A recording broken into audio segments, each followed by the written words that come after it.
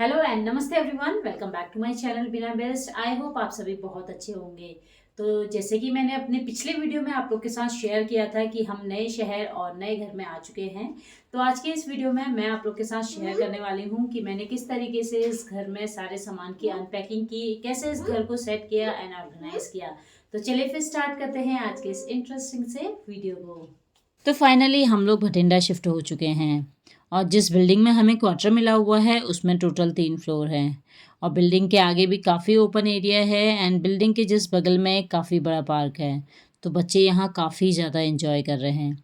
और बिल्डिंग के जिस फ्लोर में हमें क्वार्टर मिला है वो है ग्राउंड फ्लोर।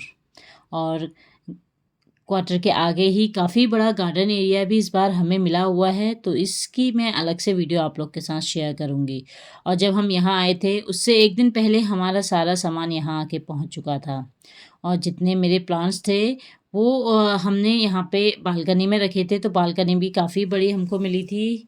और घर में सामान कुछ इस तरीके का पड़ा हुआ था। इस बार जो हमें क्वार्टर मिला हुआ है इसके रूम्स काफ़ी बड़े हैं। एंड जब आप मूवर एंड पैकर्स को हायर करते हैं तो वो रैंडमली सामान कहीं पे भी रख देते हैं जहाँ उन्हें जगह मिलती है। तो लिविंग रूम के जस्ट बगल में किचन है, किचन के बगल में लेट बाथरूम है और इसी के बगल में हमें ये रूम मिला हुआ है जिसे इस बार हम किड्स रूम बनाने वाले हैं। और इसी के बगल में है ये रूम जिसे हम बेडरूम बनाने वाले हैं। तो हम लोग इतना सारा सामान देख के कन्फ्यूज़ हो गए थे कि स्टार्ट कहाँ से करें। तो हस्बैंड एंड मैंने पकड़ लिया झाड़ू, क्योंकि ये रूम काफ़ी टाइम से बंद थे तो काफ़ी ज़्यादा डस्ट और जाले वगैरह इस रूम में थे। तो हमने सोचा सामान की अनपैकिंग करने से पहले एक बार पूरे घर की अच्छे से डस्टिंग की जाए, क्योंकि सामान ओपन करने के बाद फिर डस्टिंग करना थोड़ा सा मुश्किल हो जाता है। तो हमने एक एक करके सारे रूम्स को क्लीन करना शुरू किया। इस घर में जो सबसे ज़्यादा गंदा रूम हुआ था वो था किचन। किचन में चूहों ने काफ़ी ज़्यादा गंद मचा के रखी हुई थी और किचन में वैसे ज़्यादा सामान नहीं रखा था, बस एक टीवी और गैस स्टोव रखा था। तो किचन की कमांड हस्बैंड ने संभाली और क्लीनिंग करना शुरू किया। तो किचन भी हमने इसलिए जल्दी जल्दी क्लीन करना शुरू किया क्योंकि किचन में एटलीस्ट हम जो बेसिक कुकिंग है वो स्टार्ट कर सकें। तो किचन में काफ़ी ज़्यादा धूल और जाले वगैरह थे। वैसे इस पूरे घर में ज़्यादा हमको मीन्स पेंट वेंट कराने की ज़रूरत नहीं पड़ी, क्योंकि पेंट पहले से ही किया हुआ था। बस ये घर काफ़ी टाइम से बंद था तो इसलिए काफ़ी ज़्यादा धूल और जाले वगैरह थे। फिर हस्बैंड ने फ्रिज की अनपैकिंग की, तो फ्रिज को हमने कुछ इस तरीके से पैक किया हुआ था। तो जो फ़ॉर्म शीट आती है उससे हमने फ्रिज को पूरा कवर किया हुआ था। और फ्रिज में काफ़ी ज़्यादा स्पेस हमें मिल जाती है, तो फ्रिज के अंदर ही हमने कपड़े भी रखे हुए थे। और किचन में इस बार बेस्ट बात ये थी कि किचन में ही फ्रिज रखने की स्पेस थी, तो फ्रिज हमने किचन में रख दिया था। अब बारी थी बेडरूम को सेट करने की, क्योंकि बेडरूम में काफ़ी ज़्यादा सामान रखा हुआ था और इस बार हमें फर्नीचर काफ़ी ज़्यादा मिले हुए हैं। तो जो यहाँ से हमें बेड मिला हुआ है इसका हम यूज़ नहीं करेंगे, क्योंकि हमारा खुद का बेड है, तो हम उस बेड को यहाँ पे सेट करने वाले हैं। तो सबसे पहले जितना भी सामान यहाँ पे रखा था उसको हमने दूसरे रूम में शिफ्ट किया। और इस रूम में जो सबसे ज़्यादा गंदा मुझे लगा वो था ये अलमीरा, क्योंकि अलमीरा में इतने ज़्यादा दीमक लगे हुए थे। और दीमक मुझे सबसे ज़्यादा गंदे लगते हैं, क्योंकि अगर एक बार ये घर पे आ जाते हैं ना तो इनको निकालना बहुत ही मुश्किल हो जाता है। तो देखते हैं इसका क्या इलाज हम निकालते हैं। इसके बाद बच्चे भी हमारे साथ हेल्प करना शुरू कर दिया था। जो किचन का सामान था वो किचन में रखा, जिस भी रूम का था। अब हस्बैंड आ गए थे यहाँ पे बेड को लेके, और ये बेड हमारा खुद का है। तो जब हम यहाँ शिफ्ट कर रहे थे तो पूरे बेड को हमने खोल दिया था। ये पूरा बेड खुल जाता है, अलग अलग इसके पार्ट्स हो जाते हैं। उसके बाद हमने इसको अच्छे से अरेंज किया और इसके जो नट्स वगैरह थे वो हमने चंडीगढ़ में ही अच्छे से रख दिए थे एक जगह, कि जब हम इस बेड को सेट करें तो टाइम से हमको वो नट वगैरह मिल जाए। तो जब भी हम पैकिंग करते हैं तो सामान को इस तरीके से पैकिंग करें कि जब नेक्स्ट दूसरी जगह जाएं तो सारा सामान हमको ईजिली मिल जाए, ज़्यादा हमको प्रॉब्लम ना हो। तो बेड को अच्छे से हमने सेट कर दिया था कि एटलीस्ट रात को आराम से यहाँ रेस्ट कर सकें। फिर आ गए थे हम ये दूसरे रूम में। तो इस बार हमको टोटल 4 बेड मिले हुए हैं। तो इस दूसरे रूम में भी 2 बेड रखे हुए थे, तो काफ़ी कन्फ्यूज़न हो रहा था कि बेड को हम किस तरीके से अरेंज करके रखें, क्योंकि ये हम किड्स रूम बनाने वाले हैं। तो इस बार बच्चों के लिए अलग से हमने ये रूम बनाए हुए हैं जहाँ बच्चे एटलीस्ट अपने आराम से खेल सकें, सारी चीज़ों को अपने अच्छे से सेट कर सकें। तो यहाँ पे हमने बेड को सेट कर दिया था। उसके बाद ये सारे कार्टून्स बेड के ऊपर रख दिए थे। और इस बार पूरे घर में काफ़ी अच्छा हमको एरिया मिला हुआ है और अलग से यहाँ पे वॉशिंग मशीन रखने के लिए भी एरिया मिला हुआ है। है। तो वॉशिंग मशीन की भी हमने अनपैकिंग की और इसके जितने भी पाइप्स वगैरह थे वो हमने इस मशीन के अंदर ही रखे हुए थे, तो उसको भी हमने सेट किया और मशीन के अंदर काफ़ी कपड़े थे उसको भी हमने सेट किया। इसके बाद हम आ गए थे लिविंग रूम में। तो लिविंग रूम को भी हमको इतना सेट करना था कि एटलीस्ट आराम से हम यहाँ बैठ सकें या बच्चों को ज़्यादा प्रॉब्लम ना हो। इसके बाद हमने क्लीनिंग भी की, साथ ही साथ सारे सोफ़ों को भी अरेंज करना शुरू किया। और इस बार लिविंग रूम को लेके इतना ज़्यादा कन्फ्यूज़न था क्योंकि इस बार फर्नीचर काफ़ी ज़्यादा मिला हुआ था, तो समझ में नहीं आ रहा था कि फर्नीचर को कहाँ पे सेट करें। और इस लिविंग रूम का जो मेकओवर है इसकी वीडियो मैं अलग से आप लोग के साथ शेयर करूँगी।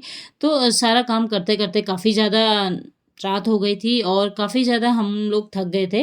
बट हमारे नेबर में हैं, उन्होंने हमारे लिए डिनर का अरेंज किया। काफ़ी टेस्टी खाना बनाया हुआ था और कभी आप ट्रैवल करके आएँ, कोई आपको इस तरीके से खाना बना के दे, तो काफ़ी अच्छा लगता है। एंड नेक्स्ट डे हम लोग आ गए थे किचन में। तो किचन को हमने अच्छे से सेट करना था, तो किचन का जितना भी सामान था वो सब हम किचन में लेके आ गए थे। सबसे पहले हमने गैस स्टोव को ओपन किया, तो इसका अलग से कार्डबोर्ड नहीं था मेरे पास, तो इस तरीके से हमने इसको पैकिंग किया हुआ था। तो हमने एक पुराने से चादर को इसमें फ़ोल्ड करके रखा हुआ था, साथ में कुछ हमने कार्डबोर्ड लगाए हुए थे क्योंकि इसका जो ग्लास है वो कहीं टूट ना जाए, इसलिए हमने इसको अच्छे से पैक किया था। तो इस गैस स्टोव के जितने भी टूल्स थे, जैसे बर्नर्स थे, स्टैंड थे, बटन थे, सबको मैंने एक जगह रखा हुआ था कि जब हम इसको ओपन करें तो सारी चीज़ें एक जगह मिल जाए। अब सारे बर्नर्स, स्टैंड को मैंने अच्छे से सेट कर दिया था, साथ में जो बटन्स थे उनको भी अरेंज कर दिया था। इस बार गैस की हमें यहाँ कनेक्शन करवानी थी, तो कनेक्शन तुरंत हुआ नहीं था, तो यहाँ पे मैंने अपना इंडक्शन निकाल दिया था। एटलीस्ट छोटी-मोटी कुकिंग तो स्टार्ट हम इसमें कर सकते हैं, तो इसलिए यहाँ पे मैंने इंडक्शन निकाल दिया था। उसके बाद हमने अपने किचन के सामान निकालना शुरू किया। तो इस छोटे से कार्डबोर्ड में हमारे काफ़ी ज़्यादा सामान आ गया था क्योंकि मैंने जो इस तरीके के डब्बे होते हैं ना, उसके अंदर डब्बे रखे हुए थे। तो इस बार काफ़ी ज़्यादा हेल्प हो गई थी क्योंकि जो ग्लास के जार वगैरह थे उनको भी हमने कुछ इस तरीके से रखा हुआ था। तो काफ़ी कम स्पेस में हमारे काफ़ी ज़्यादा सामान आ गए थे।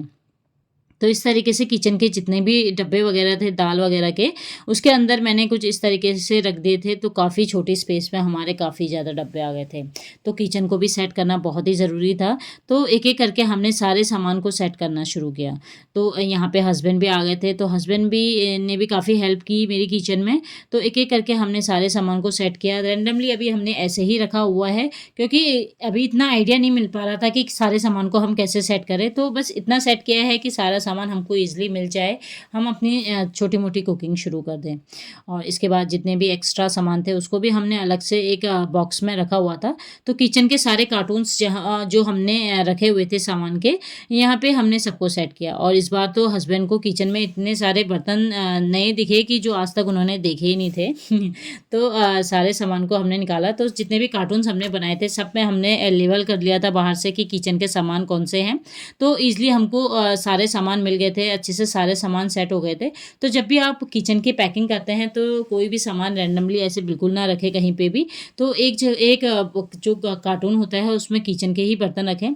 तो अलग से सारे सामान को हमने सेट किया हुआ था। उसके बाद साथ-साथ हम क्लीनिंग भी करते जा रहे थे और इस तरीके से हमने बॉक्स भी लिए थे, उसके अंदर भी हमने काफ़ी सामान रखा था। तो हमने सारे किचन को अच्छे से सेट कर दिया था। तो किचन का भी जो व्यू है वो मैं आपको दिखाऊँगी। फिर नेक्स्ट डे हमारा गैस कनेक्शन भी लग चुका था। तो यहाँ पे इस बार गैस कनेक्शन अलग से है और उसके बाद हम आ गए थे दूसरे रूम में जहाँ हमने मंदिर को भी सेट किया क्योंकि मंदिर को सेट करना भी बहुत ही ज़रूरी है क्योंकि इनके बिना तो सब कुछ अधूरा है। फिर नेक्स्ट डे हमने बेड की लिविंग रूम की थोड़ी सी और सेटिंग करी क्योंकि इस बार फर्नीचर जैसे हमें काफ़ी ज़्यादा मिला था, तो बेड को भी हमने यहीं पे ही अरेंज किया। तो बाद में हमने इसको चेंजेस कर दिए थे। तो लिविंग रूम कुछ इस तरीके से हमने अभी सेट किया हुआ है।